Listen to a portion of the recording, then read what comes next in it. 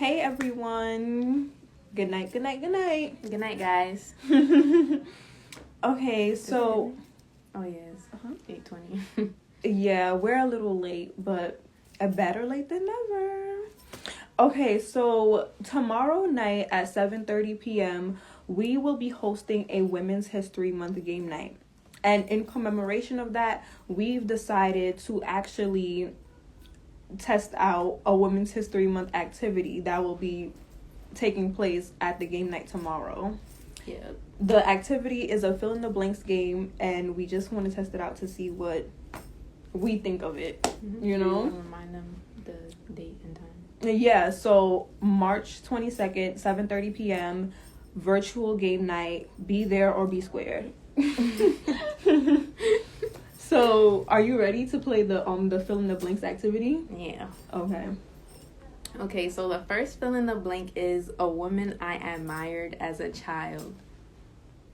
I'm gonna be basic and say our mom, because growing up, I've seen her juggle so many different things, and I've seen her do it with like the minimal amount of effort. Even if it took a whole lot of work, she made sure that it looked easy to us. So she is definitely a woman I admire as a child. Yeah, I would also say our mom as well. For the same reasoning, like she juggled a lot, but not only that, but she was someone who always like pushed you, even though like she went through her own situation and her own trials. Like she never gave up on what life or freedom could, like the advantage of it. She always like, one of the things like I will always remember my mom telling me is that, you know, education is power. So that's one of the things that I hold close to me, and which is what pushes me to keep going to school, even though, you know, I'm a mother myself, and it pushed me to be good in school anyways, because like I want people to respect me with my education and my skills. So yeah, she so we got the same answer to that, huh? Mm-hmm. Yeah. The second one is a woman I admire now. You want to go? Who do I admire now? I'm gonna say Eleanor Roosevelt, and I'm also gonna say Lisa Nichols. So Eleanor Roosevelt, because during her time, like during her prime, when she was first lady and she was the wife of FDR, she accomplished so much at a time where women weren't even expected to accomplish those things. Like she really put herself out there and was a really great representation of what women are capable of and the different boundaries that they can like surpass, you know, like, so she's definitely someone I admire. She was far ahead of her time, and I'm all for that. I'm all for people who are ahead of their time. You know, back in the day there were things that weren't accepted, but the people who push past those things are people that I look to, and Eleanor Roosevelt, she's one of them. Lisa Nichols, because she, for those of you who don't know, like she's someone who struggled, and like she beat her struggle, and now she's in a very successful and inspirational place in her life, and that speaks volumes to me because of someone who comes from similar struggles and hardships, and then being able to overpass that, you know, and succeed beyond what others may think you cannot beat or overcome. She did that, and I admire that. Yeah, I think I would have to second that. So the woman I admire now is Lisa Nichols. I actually found out about Lisa Nichols through my sister. She sent, when we were doing the challenge in February, the Love Yourself Challenge, she sent a motivational video that Lisa Nichols was speaking in. Yeah, because she's pretty much a motivational speaker. Yeah. So I actually watched it, and from that video you hear her story, and I'm not saying that my story is related to hers, but I will say, like, her story is definitely much worse than where I'm at now. And it gave me the inspiration, because it's like, okay, if she can make it from where she was, like, $0 in her account, having to use a towel to wrap her baby in so he won't pee on himself because she had no money to buy Pampers, I can get out of where I'm at right now, which is, you know, someone who's still in school, you know, and, you know, a mom, you know, juggling the things. I could get where I need to be and be just as great as she is, you know? Yeah. So it's kind of like inspirational. If you can do it, I can do it too. Exactly. It's that sort of thing. Like with Lisa Nichols, because her story is pretty profound. And, you know, even if you can't relate to every aspect of it. It's unbelievable. Yeah. Like, people will probably look at her like, I do not believe that you came from there. Like, like, that's definitely crazy. Like, and she endured so much. Yeah. She's faced so much hardship, so much criticism, and she did not care about any of that. She kept pushing and moving forward, and now she is where she is, and it just makes you believe in yourself more. Yes. Like, it's something about her and her story that really motivates you. So I admire her. Yeah, she's a woman I admire. She's a strong woman. Yeah. The next one is one thing I've learned being a woman. Did I just sorry. One thing I've learned being a woman. So for me, I'm gonna say determination and resilience, because in society, women are beaten down so much. You know, we endure so much, and we have to get back up each time. Yeah. So for me, something that I've learned as being a woman, I'm gonna say resilience and determination. We have to get up each time we're beaten down. People doubt us. There's a whole bunch of gender bias, like a woman can't do this, a woman can't do that. But we have to prove ourselves time and time again. So for me, I'm going to say determination and resilience. I'm going to say, I don't know how to put it.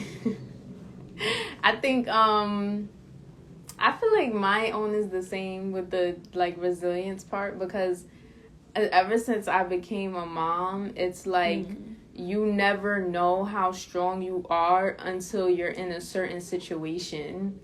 Like, mentally, physically, and emotionally, you don't know how strong you are until you're in a situation where it's like, oh my gosh, I have to do this for me and my child, or I have to do this, I have to get this done before, like, I don't know, it's like you're juggling, like, with yourself and another human being, so you don't know how strong you are until you're in that situation. So I think, like, being a mom, like, I've learned that women, you know, the strength that we have as mothers, you know, as caretakers. Yeah.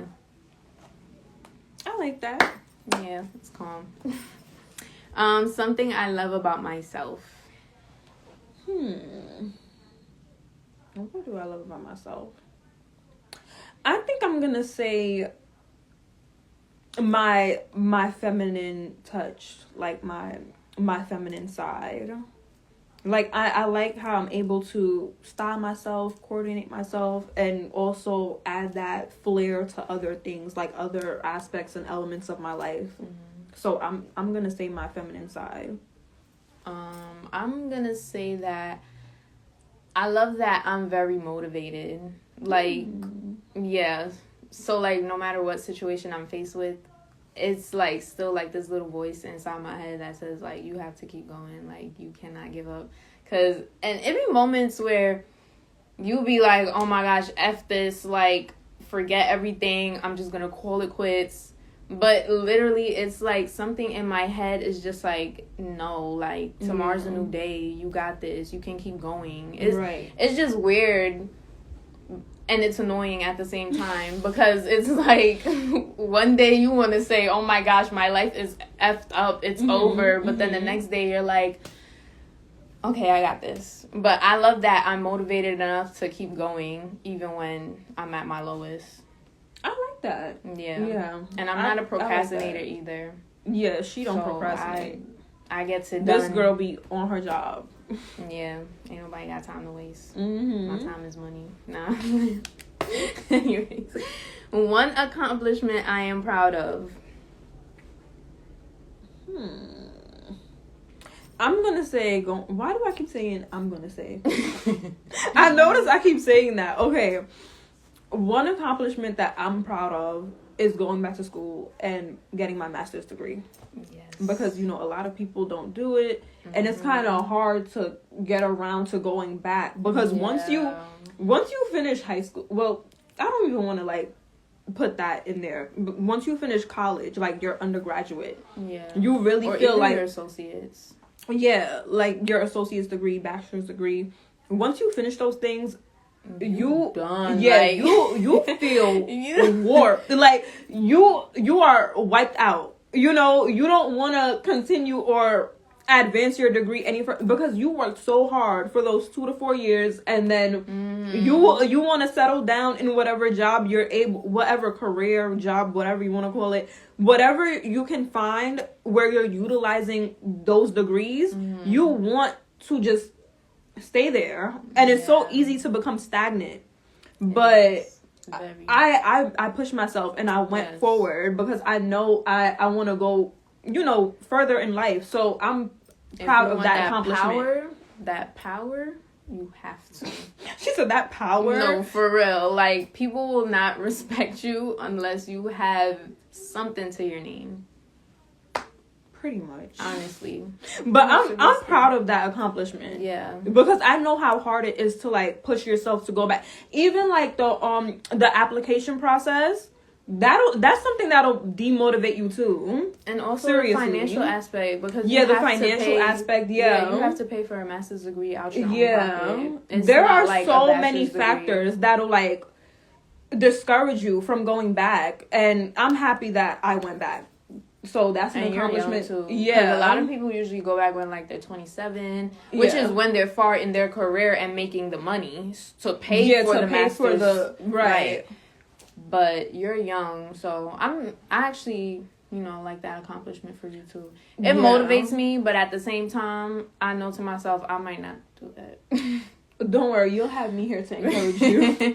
I'll encourage her. Do that, because that is a lot. You want to be a social worker, so you gotta get the masters anyway. Yeah, definitely. But I was gonna do it when I get a career and then I make the money. 27, go, or 26, 25. You'll be fine. We'll figure it out. She'll figure it out. I'm still young. Well, still getting my bachelor's. One accomplishment I'm proud of is that I became a mom and still remain in college. I didn't drop out.